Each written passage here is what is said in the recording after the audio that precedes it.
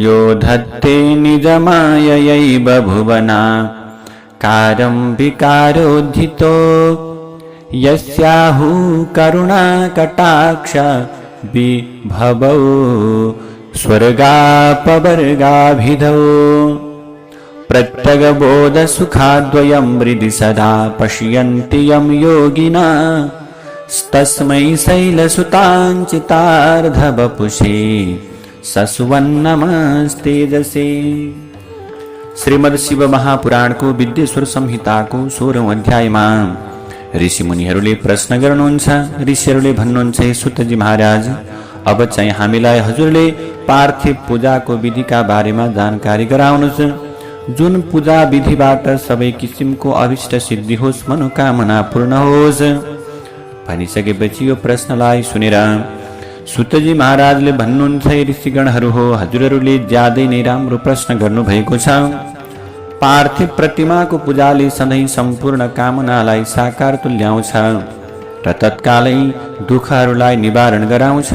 त्यो पार्थिव पूजाको विधि र विधानका विषयमा म बताउँदछु, श्रवण गर्नुहोस्। हे ब्राह्मणहरू हो, अकाल मृत्युलाई हरण गर्ने, काल मृत्युलाई पनि नाश गर्ने, छिट्टै पत्नी पति पुत्र धन धान्य प्रदान गर्ने प्रतिमा पूजनको ज्यादै ठुलो महत्व छ अथवा धेरै ठुलो गरिमा छ। पार्थिव पूजनबाट अन्न आदि भोज्य पदार्थ र वस्त्र आदि सबै आवश्यक वस्तुको प्राप्ति हुन्छ। त्यसैले पृथ्वी तलमा मानिसले माटो आदि पदार्थबाट निर्मित देव प्रतिमामा पूजा गर्दा आफूले चाहेको विषय प्राप्त गर्दछ। पार्थिव प्रतिमाको पूजनमा नारी वा पुरुष सबैको समान अधिकार रहेको कुरामा कुनै पनि सन्देह छैन। पार्थिव देव प्रतिमा निर्माणका लागि भक्तले सबैभन्दा पहिले नदी तलाउ कुवाभित्र प्रवेश गरेर पानीभित्र रहेको चोखो माटोलाई झिकेर ल्याउनु पर्छ। त्यो माटोलाई सुगन्धित पदार्थ पिसेर मिलाएर संशोधन गरी शुद्ध बनाएपछि शुद्ध मण्डपमा ल्याएर आफ्नो हातले प्रतिमा बनाउनु पर्छ। त्यसपछि त्यस प्रतिमामा दूधको धारा लगाएर संस्कार गर्नुपर्छ। प्रतिमा बनाउँदा जुन देवताको प्रतिमा बनाइन्छ तिनका अङ्ग प्रत्यङ्ग आयुधहरूको सन्निवेश अत्यन्त राम्रोसँग मिलाउनु पर्छ। यसरी सबै अङ्गहरू सुन्दर बनाइएको प्रतिमालाई मूर्तिलाई पद्मासनमा बसाएर विधिपूर्वक श्रद्धाले पूजा गर्नुपर्छ। यसरी देव प्रतिमा निर्माण गर्ने क्रममा श्री गणेश, सूर्य, विष्णु, भगवती र शिवको प्रतिमा बनाउनु पर्छ। शिवको शिवलिङ्ग समेत बनाएर ती सबै ब्राह्मणले सधैँ पूजा गर्नु पर्दछ। पूजाबाट प्राप्त फल सिद्धिका लागि 16 किसिमका वस्तुले पूजा गर्नुपर्छ। हातमा अब फूल लिएर प्रतिमा एवं लिङ्गलाई प्रोक्षण गरी मन्त्राभिषेक गर्नु पर्दछ। धानको चामलबाट के गर्ने? नैवेद्य तयार गर्ने। सम्पूर्ण नैवेद्य एक कुरुवा हुनुपर्छ। घरमा पार्थिव पूजाका लागि एक कुरुवा नैवेद्य हुनुपर्छ भने बाहिर अरू कुनै मानिसद्वारा स्थापना गरिएको शिवलिङ्गको पूजाका लागि एक पाथी नैवेद्य तयार गर्नुपर्छ, किनभने समस्त भक्तहरूलाई पुगोस् भन्ने अभिप्रायले देवताहरूद्वारा स्थापित शिवलिङ्गमा पूजा गर्दा अब त्यही अनुसारले नैवेद्य तयार गर्नु। स्वयम्भू लिङ्गमा पूजा गर्दा सोही अनुसारले नैवेद्य तयार गर्नु। यसो गर्नाले पूर्ण फल प्राप्ति हुन्छ। योभन्दा 2 गुणा 3 गुणा धेरै नैवेद्य पनि बनाउन सकिन्छ। यसरी पार्थिव मूर्तिमा र लिङ्गमा 1000 पटक पूजा गर्नाले व्यक्तिले साँच्चै नै सत्यलोकलाई प्राप्त गर्दछ। 12 अङ्गुल चौडाइ अनि 25 अङ्गुल लम्बाइ र 15 अङ्गुल उचाइ भएको फलाम वा काठको भर्ने भाँडोलाई अथवा फलाम वा काठबाट भगवान त्यो भाँडोलाई पनि शिव भनेर भनिन्छ। त्यसको 8औं भागलाई प्रस्थ अथवा पाथी भनिन्छ। प्रस्थको 4 भागको 1 भागलाई कुडव भनिन्छ अर्थात् कुरुवा भनिन्छ। मानिसद्वारा स्थापना गरिएको प्रतिमा, शिवलिङ्ग, जल, तेज, गन्ध आदि वस्तु अर्पण गर्नु। ऋषिद्वारा स्थापना गरिएका विभिन्न देवताको मूर्तिलाई पनि सोही अनुसार के गर्नु त भने आफूसँग भएका वस्तुहरू अर्पण गर्नु। देवताको अभिषेक गर्दा आत्मशुद्धि हुन्छ। देवतामा गन्ध अर्पण गर्दा पुण्य प्राप्ति हुन्छ। नैवेद्य अर्पण गर्दा आयु र तृप्ति प्राप्त हुन्छ। धूप अर्पण गर्दा अर्थको प्राप्ति, दीप अर्पण गर्दा ज्ञानको प्राप्ति, पान सुपारी अर्पण गर्दा भोगको प्राप्ति हुन्छ। त्यसैले देवतालाई अभिषेक, गन्ध, धूप, दीप, नैवेद्य अनि ताम्बूल गरी 6 किसिमका वस्तुहरू प्रयत्नपूर्वक तयार गरेर अर्पण गर्नुपर्छ। देव नमस्कार र देव मन्त्र जप यी दुवै कर्मले सम्पूर्ण मनले चाहेका विषयको सिद्धि प्रदान गर्दछन्। भोग र मोक्षको कामना गर्ने मानिसले पूजाको समाप्तिमा नमस्कार र जप गर्नुपर्छ। मानसिक रूपले देव पूजा गर्दा पनि साधकले माथि बताइएका अर्पणीय पदार्थहरूको कल्पना गर्दै मनमा नै तिनै वस्तु देवतालाई अर्पण गर्नु। यसरी सबै सामग्री तयार गरेर गरिने तिथि देवताको पूजा आराधनाबाट साधक व्यक्तिले जुन देवताको पूजा गरिएको हो तिनै देवताको लोकमा प्राप्त हुन्छ। पूजित देवताको लोकमा जानुभन्दा पहिले साधकहरूले पृथ्वी लोक लगायतका अन्य लोकमा सुखको प्राप्ति गर्छन्। हे ब्राह्मण, म तिथि देवताको पूजाका विषयमा तथ्य सुनाउँछु, श्रद्धापूर्वक श्रवण गर्नुहोस्। यो पृथ्वी तलमा जसले भगवान श्री गणेशको पूजा गर्दछ त्यो साधकले आफ्नो मनोकामना सिद्धि गर्दछ, पाउनुपर्ने सबै कुरा पाउँछ। शुक्रबारको चतुर्थी तिथिमा श्रावण भदौ शुक्ल पक्षमा धनुराशिमा सूर्यको स्थिति रहने पौष महिनामा शतभिषा नक्षत्रमा विधि विधान पूर्वक भगवान श्री गणेशको पूजा गर्नुपर्छ। यसरी 100 पटक 1000 पटक पूजा गर्नाले त्यति दिनसम्म पूजा गर्ने मानिसले सुखभोग प्राप्त गर्छ। देवतामा पनि अग्निमा पनि श्रद्धा राख्दै नित्य पूजनबाट पुत्र सुखको प्राप्ति हुन्छ, पुत्री सुखको प्राप्ति हुन्छ, सन्तानको प्राप्ति हुन्छ। सबै प्रकारका पापहरू नाश हुन्छन्, सबै दुःखहरू समाप्त हुन्छन्। सदाशिव आदि देवताहरूको तिथि देवताहरूका बारहरूमा पूजा गर्दा साधकले भक्तले आत्मशुद्धि प्राप्त गर्छ। वास्तवमा तिथि नक्षत्र र योगहरूको आधार नै बार हो। त्यसले बारलाई सर्वकामिक अर्थात् सबै कामना पुर्याउने दिन पनि भनिन्छ बारलाई। वास्तवमा बार तिथि नक्षत्र योग आदि भन्दा ठुलो महिमा बारको पनि छ, किनकि तिथि नक्षत्रहरूमा क्षय र वृद्धि हुने गर्छ, तर बारमा ब्रह्म तत्वमा जस्तै वृद्धि पनि हुँदैन, क्षय पनि हुँदैन। त्यसैले बारलाई पूर्ण ब्रह्म रूप भनेर मानिएको छ। एउटा सूर्योदय कालदेखि अर्को सूर्योदय कालसम्मको बारको स्थिति समय रहन्छ। यसैले ब्राह्मण आदि वर्णहरूका कर्मको आधार पनि बार नै हो। ब्रह्मचिन्तन आदि कर्मको आधार पनि बार हो। शास्त्रद्वारा विहित तिथिको पूर्व भागमा देव पूजा गर्दा मानिसले पूर्ण भोग प्राप्त गर्दछ। मध्याह्नपछि तिथि लाग्ने स्थितिमा रात्रि व्यापिने तिथिको पूर्व भागलाई पितृहरूको श्राद्ध आदि कर्म गर्न उपयुक्त मानिएको छ। अब यसरी तिथिको देव कार्यको विषयमा बताउनु भयो।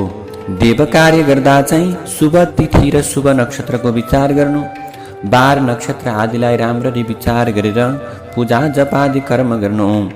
अब मनोवाञ्छा सिद्धिका निम्ति के गर्नु पर्दछ? अब वेदहरूमा पूजायते अनिनैति पूजनम वा पूजा भनिएको छ। यसरी पूजा शब्दको अर्थ कसरी भने अर्थ जोड्ने कार्य गरिएको छ। यसको अर्थ के हो भने जुन कर्मबाट पुह अर्थात् भोग फलको सिद्धि हुन जान्छ त्यो कर्म पूजा हो। यसरी अर्थको योजना गरिएको छ। वास्तवमा पूजा कर्मबाट पूजा गर्ने मानिसको मनको कामना सिद्धि हुन्छ। मनोवाञ्छा वस्तु एवं ज्ञान दुवै अभिष्ट विषय हुन्। सकाम भावना भएका साधकको अभिष्ट यो भोग प्राप्ति हुन्छ भने निष्काम भाव भएका मानिसको अभिष्ट पारमार्थिक ज्ञानको प्राप्ति हुन्छ। अब नित्य कर्म र नैमित्तिक कर्मले कालान्तरमा फल प्राप्ति गराउँछ, तर काम्य कर्मले राम्ररी अनुष्ठान गरेपछि तुरुन्तै फल प्रदान छ। एक पक्ष, एक महिना, एक वर्षसम्म प्रत्येक दिन निरन्तर देवताको पूजन गर्नाले आफूले संकल्प गरेका इच्छाहरू साकार बन्दै जान्छन्। कर्मबाट त्यसरी नै पापहरूको पनि नाश हुँदै जान्छ। कृष्ण पक्षको चतुर्थी तिथिमा गरिने श्री गणेशको महापूजाले एक पक्षमा गरिएका पाप नाश गर्छ। एक पक्षसम्म उत्तम फलभोग गराउँछ। चैत्र मासको चौथीमा गरिने गणेशको पूजाले उत्तम प्रकारको फलको प्राप्ति हुन्छ। सूर्य सिंह राशिमा रहँदा भदौ महिनाको चतुर्थी तिथिमा भगवान गणेशको पूजा गर्नाले 1 वर्षसम्म मनोकामनाको फल प्राप्ति हुन्छ। श्रावण महिनाको साउन महिनाको आइतबारको दिनमा हस्ता नक्षत्रले युक्त भएको सप्तमी तिथिमा का दिनमा माघ शुक्ल सप्तमीमा अर्थात् रथ सप्तमीका दिनमा भगवान सूर्यको पूजा गर्नुपर्छ। जेठ महिना र भदौ महिनाको बुधबारका दिनमा श्रवण नक्षत्रले युक्त द्वादशीका दिनमा र केवल द्वादशीका दिन गरिने भगवान विष्णुको पूजाले अभिष्ट सम्पत्ति प्रदान गर्दछ। वास्तवमा श्रावण महिनामा गरिने विष्णुको पूजाले अभिष्ट सिद्धि आरोग्यता प्रदान गर्छ। साङ्गर सोपस्कर गाई आदि 12 थरी वस्तु दान गर्दा जुन फलको प्राप्ति हुन्छ त्यो फल चाहिँ द्वादशी तिथिमा भगवान विष्णुको पूजा गर्नेलाई प्राप्त हुन्छ। द्वादशी तिथिमा भगवान विष्णुका 12 नामद्वारा 12 जना ब्राह्मणहरूको षोडशोपचारले पूजा गर्नुपर्छ। यसरी पूजा गर्दा भगवान विष्णु प्रसन्न रहनुहुन्छ। यसै गरी नै 12 नामद्वारा 12 ब्राह्मणको पूजा गर्नाले ती देवताहरू प्रसन्न रहन्छन्। ऐश्वर्य गानको गर्ने मानिसले श्रावण महिनाको सोमबारका दिनमा मृगशिरा नक्षत्रसहित नवमी तिथि भगवती पार्वतीको पूजा गर्नु। यसबाट भगवती प्रसन्न हुनुहुन्छ, सम्पूर्ण भोगरूप फल प्रदान गर्नुहुन्छ। यसै गरेर असोज महिनाको शुक्ल पक्षको नवमी तिथिमा र विशेष गरेर कृष्ण पक्षको चतुर्दशी परेको आदित्य अर्थात् रविवार अर्थात् आइतबारको दिनमा भगवतीको पूजा गर्दा मनोकामना प्राप्ति हुन्छ। आरद्रा नक्षत्र र आरद्रा नक्षत्रले युक्त संक्रान्ति आरद्रा नक्षत्रमा सूर्यको सञ्चार भएको अवस्थामा त्यो योगमा गरिने भगवान शिवको पूजा पनि विशेष फलदायक हुन्छ। यसरी भगवान शिवको 16 थरी उपचारद्वारा पूजा गरेर भगवान शिवको चरणको शरणमा पर्नुपर्छ। यसरी गरिएको शिव पूजनलाई मानिसका निमित्त विभिन्न भोग र मोक्षको दाता मान्नुपर्छ।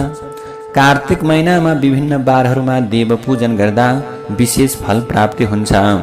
विद्वान मानिसले कार्तिक महिना लागेपछि दान गर्ने, तपस्या गर्ने, हवन गर्ने, जप गर्ने, देवताको पूजन गर्ने काम गर्नुपर्छ। 16 किसिमका उपचार, भगवत प्रतिमा, ब्राह्मण मन्त्र, ब्राह्मण भोजन जस्ता विषय अत्यावश्यक साधनद्वारा पूजा गर्ने साधकले निष्काम र पीडारहित भएर देवताको आराधना गर्नुपर्छ। कार्तिक महिनामा गरिने देवताको पूजाले साधकलाई सबै किसिमका भोगको प्रदान गर्छ, व्याधिको विनाश गर्छ, भूतादि भय भगाउँछ, ग्रहहरूको पीडालाई नाश गर्छ। अब कार्तिक महिनामा आइतबारको दिनमा सूर्यको पूजा गर्नाले, तेल तथा कपासको दान गर्नाले पूजा गर्ने मानिसलाई छाला सम्बन्धी रोग लाग्दैन। कार्तिक महिनामा हर्रो, मरिच, वस्त्र, दूध अथवा खिरादीको दान गर्नाले, वेदको प्रतिष्ठा गर्नाले क्षयरोगको नाश हुन्छ। कार्तिक महिनामा दीप र सरस्यूको दान गर्दा अब मानसिक शारीरिक सबै रोगहरू विनाश भएर जान्छन्। यसरी कार्तिक महिनाको विषयमा के गर्नुभयो बताउनुभयो। अब त्यस्तै गरेर भगवान शिवजीको पूजा गर्ने, भगवान गजाननको पूजा गर्ने यो प्रकारको कर्म गर्नु पर्दछ। अब शनिबारको दिनमा, कृत्तिकायुक्त शनिबारको दिनमा दिक्पालको पूजा गर्ने, दिग्गजको नागको पूजा गर्ने, भगवान सदाशिव रुद्र, भगवान विष्णु ब्रह्माजीको स्मरणबाट, ब्रह्माजीको वन्दनाबाट, धन्वन्तरी र अश्विनी कुमारको पूजाबाट रोग अनि अपमृत्युको नाशका साथै छिट्टै व्याधि शमन अथवा व्याधि दोषको शमन हुन्छ। अब पौष महिनामा प्रातःकालमा शिव आदि सबै देवताको पूजा गर्नाले स्वर्गलोकको प्राप्ति हुन्छ। पौष महिना पनि भगवानको उपासनाका निम्ति अत्यन्तै उपयुक्त छ। अब भोगको कामना गर्ने मानिसले मङ्सिर महिनामा 3 दिन मात्र भए पनि बिहानको समयमा अवश्य नै भगवान देवताको पूजा गर्नु। पौष महिनालाई पूजा नभएको रित्तो दिन हुँदैन।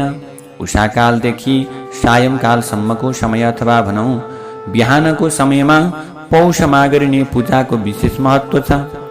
ब्राह्मणले पौष महिनामा जितेन्द्रिय भएर पूर्ण महिना निराहार रहेर बिहानदेखि मध्याह्नकालसम्म गायत्रीको जप गर्नु, त्यसपछि राति शयनसम्म नमः शिवाय आदि मन्त्रको जप गर्नु। पौष महिनामा विशेष गरेर महानैवेद्य पनि अर्पण गर्नु। अब प्रभु 1000 महानैवेद्यको दानबाट सत्यलोकको प्राप्ति हुन्छ भनेर भनिएको छ। 30,000 पटक महानैवेद्यको दान गर्दा सत्यलोक, यसै गरी महानैवेद्यको क्रमलाई बताइएको छ। अब नैवेद्य अर्पण गर्नु, भगवानलाई नैवेद्य अर्पण गर्नु, दुखी गरिबहरूलाई के गर्नु, भोजन गराउनु। यस्तो प्रकारको कर्म गर्नाले संसारमा के हुन्छ, सुखको प्राप्ति हुन्छ। सम्पूर्ण स्थावर एवं जङ्गम तत्त्वले भरिभराउ भएको यो संसार बिन्दु र नाद स्वरूप छ। बिन्दु शक्ति हो र नाद भगवान शिवको स्वरूप हो। नाद चाहिँ बिन्दुको आधार हो भने बिन्दु जगतको आधार हो। त्यसैले नाद र बिन्दु दुवै संसारका आधारमा बनेर रहेका छन्। बिन्दु र नादले युक्त जगत शिव स्वरूप हो, किनकि प्रमुख रूपमा शिव यो जगतको आधार हुनुहुन्छ। आधारमा नै आधेयको लय हुन्छ। यसै प्रक्रियालाई अथवा यो प्रकारको नियमलाई सकलीकरण भनेर भनिन्छ। यसै सकलीकरणको स्थितिबाट नै सृष्टिकालमा जगतको उत्पत्ति हुन्छ, यसमा कुनै सन्देह छैन। शिवलिङ्ग बिन्दु स्वरूप र नाद स्वरूप हो, त्यसैले शिवलिङ्गलाई जगतको कारण भनेर भनिएको छ। बिन्दु देवीको रूप हो, नाद शिवको रूप हो, ती दुवैको संयोग शिवलिङ्ग हो। त्यसैले जन्म मरणको चक्रबाट मुक्ति पाउने साधकले शिवलिङ्गको पूजा गर्नै पर्छ। बिन्दु रूप भएकी देवी पार्वती सबैकी आमा हुनुहुन्छ भने नादरूप हुनुभएका भगवान शङ्कर सबैका पिताजी हुनुहुन्छ। माता पार्वती र पिता शङ्करको पूजा गर्दा परम आनन्द नै प्राप्त हुन्छ। परमानन्द प्राप्त गर्न पार्वती परमेश्वरको संयुक्त रूप शिवलिङ्गको पूजा गर्नु अथवा प्रकृति र पुरुषको स्वरूप शिवलिङ्गको पूजा गर्नु। भगवती पार्वती जगतकी आमा हुनुहुन्छ। भगवान शङ्कर जगतका पिता हुनुहुन्छ। जसले शिव पार्वतीको रूप अथवा शिव पार्वतीको स्वरूपमा आफ्ना आमा र बाबुको पूजा गर्दछ, त्यो पूजा गर्ने पुत्रमाथि दुवै आमा बाबुको नित्य आधिकारिक कृपा बढिरहेको हुन्छ। सा देवी जगता माता सशिवो जगतः पिता। आफ्नी मातालाई पार्वतीको स्वरूपमा, आफ्नो पिताजीलाई शिवको स्वरूपमा जसले सेवा गर्दछन्, जसले प्रेम गर्दछन्, उनीहरूलाई पनि शिव र पार्वतीको विशेष कृपा प्राप्ति हुन्छ, कृपा रहेको हुन्छ। जब माता र पिताले सन्तानमाथि दया गर्छन्, तब उनीहरूले सेवा गर्ने छोरा वा छोरीलाई सम्पूर्ण आभ्यन्तर ऐश्वर्य प्रदान गर्न सक्दछन्। त्यसैले सम्पूर्ण भित्री ऐश्वर्यको आनन्द लाभ गर्न माता पिताको रूपमा एवं ऐश्वर्य ज्ञानको रूपमा शिवलिङ्गको पूजा गर्नु। अनि शिव चाहिँ पुरुष रूप हुनुहुन्छ भने शिवा शक्ति प्रकृति रूप हुनुहुन्छ। पुरुष आदि गर्भ हुनुहुन्छ। प्रकृति रूप गर्भले युक्त हुनुभएकाले गर्भवान भनेर कहलाउनुहुन्छ, किनकि उहाँले प्रकृतिलाई जन्म दिनुहुन्छ। प्रकृतिसँग जुन पुरुषको संयोग हुन्छ त्यसैलाई पुरुषबाट प्रकृतिको जन्म हुन्छ भनेर भनिएको छ। अव्यक्त प्रकृतिबाट महत्त्व आदिको क्रमले जगतको अभिव्यक्ति हुनुलाई प्रकृतिको दोस्रो जन्म मानिएको छ। जीवले पुरुषबाट बारम्बार जन्म र मृत्यु प्राप्त गर्छ। मायाद्वारा अन्य रूप प्रकट हुनुलाई नै जन्म भनिन्छ। जन्मदेखि अब जन्म समयदेखि जीव जीर्ण हुँदै हुँदै जाने भएको हुनाले 6 किसिमका भाव विकारमा पर्ने हुनाले जीवलाई चाहिँ अब के भनियो, यो शरीरलाई जीव मानियो। जन्मनु, जीवित रहनु अनि बढ्नु, बदलिनु, क्षीण हुनु, नाश हुनु, यो भाव विकार हुने यिनीहरू। यसैलाई संस्कृत व्याकरणका क्रियाहरूमा कसरी व्यक्त गरिन्छ? जायते, अस्ति, वर्धते, विपरिणमते, क्षीयते, नश्यति आदि। वास्तवमा जसले जन्म लिन्छ ऊ अनेक थरी बन्धनबाट बाँधिएर बढ्दै जान्छ, त्यसैको नाम जीव हो। जन्यते तन्यते पाशेर, जीव शब्दार्थ वही, जो चाहिँ जन्म लिन्छ अनेक थरी बन्धनबाट बाँधिएर बढ्दै जान्छ, त्यसैको नाम जीव हो। जीव शब्दको अर्थ जन्म र बन्धनबाट मुक्त हुनका लागि जन्मका अधिष्ठान स्वरूप जन्मलिङ्ग अर्थात् शिवलिङ्गको पूजा गर्नु हो। अब जो निरन्तर विकास र वृद्धि हुँदै जान्छ, बढ्दै जान्छ, त्यसलाई भग अर्थात् प्रकृति भनिन्छ। प्राकृतिक शब्द तन्मात्रा आदि प्राकृतिक इन्द्रिय भोगबाट वृद्धिमा प्राप्त हुनाले प्रकृतिलाई भग भनिन्छ। यो प्रकृतिको अर्थ अथवा यो प्रकृतिको अर्थ भन्ने गरिन्छ। भगस्येदमिति भोगः, यो व्युत्पत्तिबाट प्रकट हुन्छ। त्यसैले बहुधा व्यवहार गरेको पनि सुनिन्छ। मुख्य भाग प्रकृति हुन् भने पुरुष चाहिँ भगवान भनेर बुझ्नु। भगवान शिवले नै भोग प्रदान गर्नुहुन्छ, अरू कुनै भोगदाता हुनै सक्दैन। भगका स्वामी हुनु हुनाले बुद्धिमानहरूले भगवानलाई भर्ग पनि भन्छन्। भगसहित लिङ्ग र लिङ्गसहित भगको आपसमा नित्य सम्बन्ध, शिव र पार्वतीको यो सम्बन्धका विषयमा अब यो लोकलाई संसारमा आत्म आनन्दको निम्ति के गर्नुपर्छ? देवाधिदेव महादेवको पूजा गर्नुपर्छ। लोकलाई पैदा गर्ने हुँदा लोक प्रसविता, लोकका जन्मदाता भनिने सूर्यलाई लिङ्गको प्रतीक मानिन्छ। मानिसले संसारका रचयिता शिवको लिङ्ग अर्थात् चिन्ह मानिने सूर्यमा लिङ्गका स्वामी अर्थात् लिङ्गी सदाशिवको पूजा गर्नु।